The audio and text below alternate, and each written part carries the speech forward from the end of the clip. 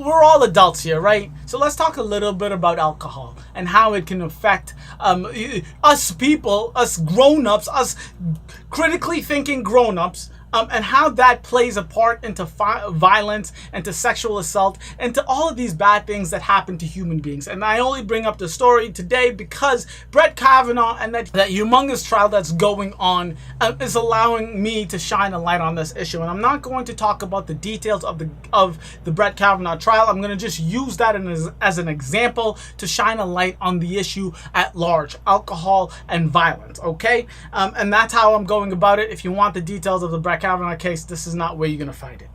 So the research is clear as day, crystal clear. Alcohol plays a major role in sexual assault and violent crimes across America and the world.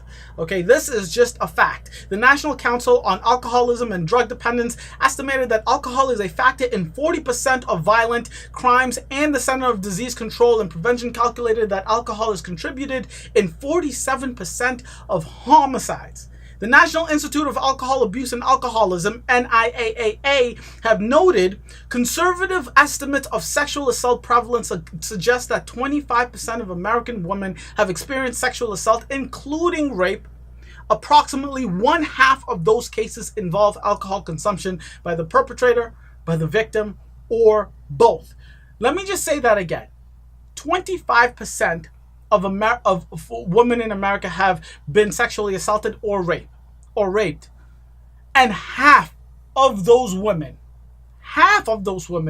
during that sexual assault or rape, alcohol was a factor. Now let me pause right there before people get mad at me or upset with me. In no way, shape, or form am I saying that alcohol should be used as an excuse. If you drink alcohol, you are making the decision to drink alcohol, and the bad things that follow you drinking alcohol, that is on you, and I'm talking to the men out there. The decisions you make after you drink an entire gallon of 100 pure proof whatever is still your moral judgment and decisions. All of your decisions that you make is 1,000% your fault, right? You made the decision to drink alcohol knowing that it's going to change the mental status of yourself. And if you fuck up after you drink alcohol, that is on you. With that being said, we have to be honest about this conversation, right? If alcohol is a factor in all of these cases of violence and sexual assault and rape, let's talk about the issue of alcohol being used and how we can prevent or at least reduce the amount of violent sexual assault, whatever, especially when it comes to the use of alcohol. So to speak of going back to Brett Kavanaugh and why this allows us to bring light to the situation, and when I go through this, you'll be like, holy shit, yes, every single one of these situations that he's been accused of, alcohol was involved in some way, shape, or form. So, Christine Blasey Ford said that both she and Kavanaugh had been drinking before he allegedly groped her and tried to undress her while covering her mouth. Deborah Ramirez said that Kavanaugh was drunk when he exposed himself to her and pushed his genitals in her face. Julie Swetnick said Kavanaugh used alcohol and other drugs to cause women to lose their inhibition so they could be gang raped. Kavanaugh has denied all of these allegations. As we know, that's why the trial is happening. And continuing on, it doesn't even end there. Kavanaugh himself bragged and continues to brag about the amount of alcohol he uses. So Kavanaugh seemingly bragged, highlighting, and this is in his yearbook, right? In his high school yearbook, heavy drinking, by noting that he's the treasurer of the Keg City Club and proclaiming 100 kegs or bust. Right? This is the man of alcohol. All he does is drink alcohol, party, and hooks up with ladies. That's him. That's the man Brett Kavanaugh is, and he wants to be in the Supreme Court. I don't know. I'm not voting for Brett Kavanaugh. I wouldn't want him in my Supreme Court, but that's not what we're talking about, all right? That's not what we're talking about. And just to repeat myself, and they said it in the report, and this is by Vox, and I think they did a phenomenal job. I just want to repeat myself. These concerns are absolutely legitimate, number one, and number two, alcohol should never, ever be used to blame a victim or excuse a perpetrator. let's just be clear, and I don't want to repeat myself. I mean it. That's not what we're talking about. We're talking about how alcohol affects human beings and allows them to make these bad decisions, right? But it doesn't excuse anyone, and it's not there to blame anyone. So let's make that clear, all right? Done and done. And the reason I say that now is because you have to think about this. As human beings, when we have people drink and we prevent them from driving, we always say, yeah, you were drunk and that's why you got into the accident, right?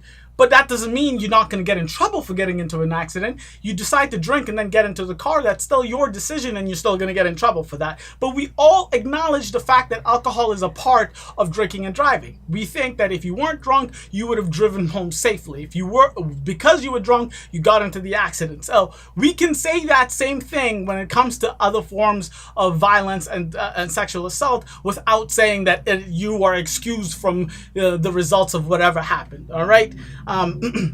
So to look at the actual research in the study, one of the best reviews of the evidence on alcohol and sexual assault comes from 2001. The review explained that alcohol can increase persons' chances of being victimized, since alcohol can reduce ability to evaluate risk and reduce ability to resist effectively. Yes, if you drink alcohol, the chances of you noticing what is a high-risk situation and what is not, and yes, we're talking about violent situations, so going up to a stranger's room that you never met before and thinking he's a nice guy and he's an actual dick, the risk level of your mindset might be lower. But it goes for same other things, like getting into a car and racing down the highway, or jumping off a roof and thinking you're a goddamn wrestler. Whatever the situation is, alcohol just stuns your mental ability of saying, this is high risk, I probably shouldn't do this because it's not safe for me, you, or anyone involved.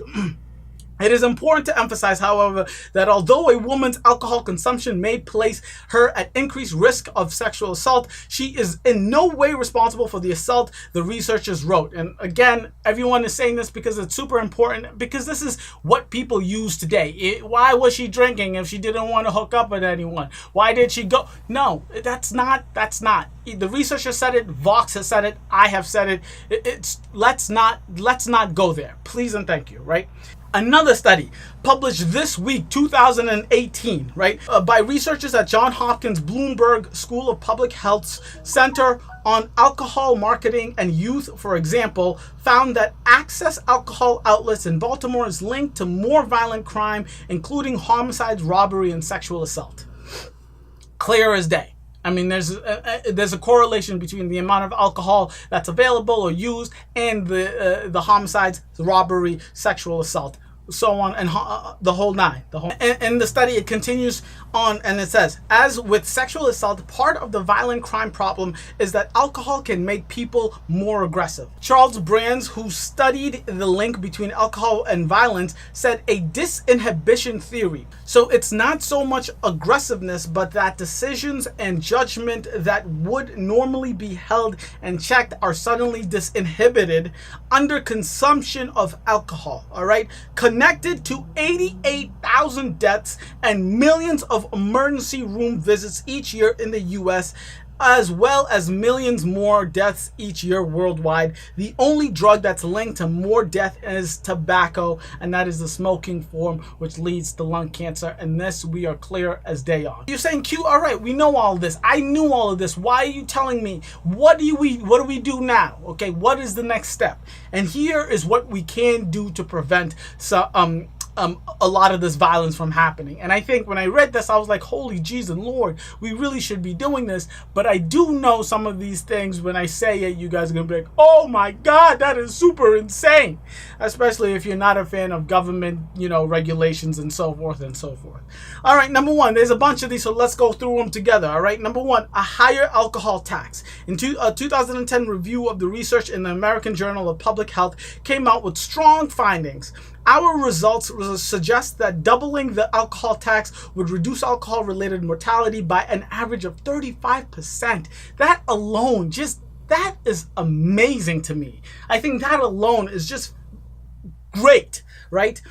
Traffic crash deaths by 11%, sexually transmitted diseases by 6%, violence by 2%, and crime by 1.4%. All of that is fantastic. I mean, just the mortality alone, we can save 35% of the accidents that happen just due to the reduction of alcohol. I mean, a higher alcohol tax. I think that's an easy 1, 2, 3, right? That's an easy one you can say I'm all behind. Number 2, a minimum price on alcohol. So this is from a 2013 review at the Center for Addiction Research in Canada, found that based on data from Canada, a 10% increase in average minimum price would result in the region of an 8% reduction in consumption, a 9% reduction in hospital admissions, and a 32% reduction in wholly alcohol-caused deaths. Beautiful. Just alone, those two, the first two in the beginning, a minimum tax, raise a higher alcohol tax, and number 2, a minimum price on alcohol, I think is fabulous, right? Moving on, revoking alcohol offenders' right to drink. I love this. I absolutely love this. And I know I live in Massachusetts, and I have actually known a couple of friends that had to go through this, which is rough. They thought was rough, but I think looking back, it's changed the way they think about alcohol entirely. It's a beautiful thing, right? So South Dakota's 24/7 sobriety program effectively revokes people's right to drink if a court deems it necessary after an alcohol-related offense. The program specifically monitors offenders through twice-a-day breathalyzer tests or a bracelet that can track blood alcohol level, and jails them 1 or 2 days for each failed test.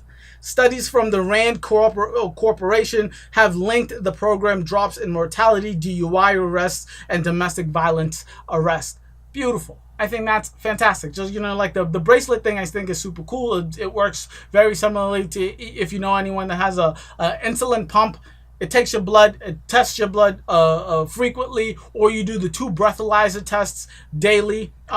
And it says you can't drink if you're over the alcohol limit, or if the blood test comes back positive, you end up going to jail for a day. You end up going to jail for 2 days, depending on how often and how much you're drinking.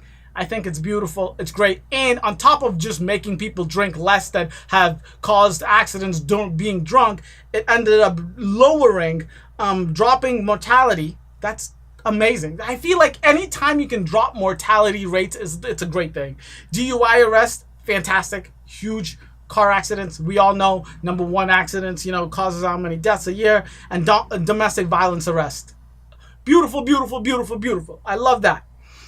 Put state, and this is where it gets a little rough for me. Put the state government in charge of selling alcohol. I am a democratic socialist, but I feel like this is. Let me at least read it for you guys. A 2014 report from the Rand concluded that when state governments monopolize alcohol sales through state-run shops, they can keep prices higher, reduce access to the youth, and reduce all overall levels of use. I'm not too hung-ho about this. Maybe I think that's going too far, and just being in America, I don't think that's going to be a possibility or a thing that happens. So those are the 4 things we can do now to prevent alcohol from causing all of these violent acts, sexual assault, homicides. The list goes on. DUIs, all of it. Car accidents, the whole 9.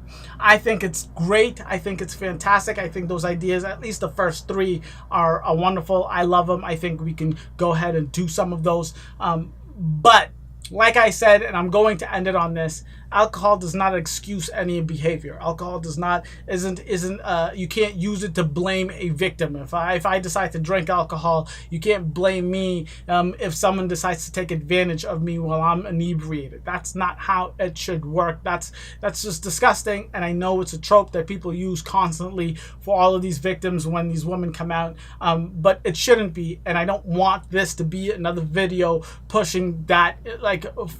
I'm not saying that. I am not saying that. I'm saying the exact opposite. If you drink and you do bad things, or if you are with someone that is drinking and you take advantage of that person, it is you that is the asshole. It is you that is fucking up. It is you that should face the full force of the justice system. Okay? But with all of that being said, with you guys knowing how I feel on that specific issue, alcohol is and will always be a factor in all of these violence and accidents and sexual assault and rape and the whole nine. It will be a factor in those things. And the more we can prevent people from abusing or overusing alcohol, according to the research and the evidence is clear, we can lower the rate of all of those things. And I think we should go and tackle whatever we can tackle, however we can do it, to prevent all of these bad things from happening. I think we should do it. I'm all for it. Please let me know in the comment section below if any of those tactics would work, or are you about it, or are you against all of it? Do you think this is crazy? Let me know in the comment section below. I would love to know. I would love to know. Thank you guys so much for watching. I really do appreciate this. If you guys were informed or educated in any way, shape, or form by these stories, please hit that like button. If you liked my presentation of the news, I really suggest you subscribe and hit the notification bell so you know every time Q the Nurse drops some hot, fresh press news. Thank you. Catch you next week. Deuces.